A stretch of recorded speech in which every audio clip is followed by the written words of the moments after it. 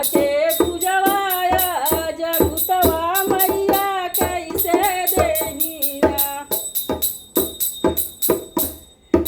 भरली कुंडलिया से बोला दुर्गा माई हो कि हमले बैना एक पूजाया जगुतवा हो कि हमले बैना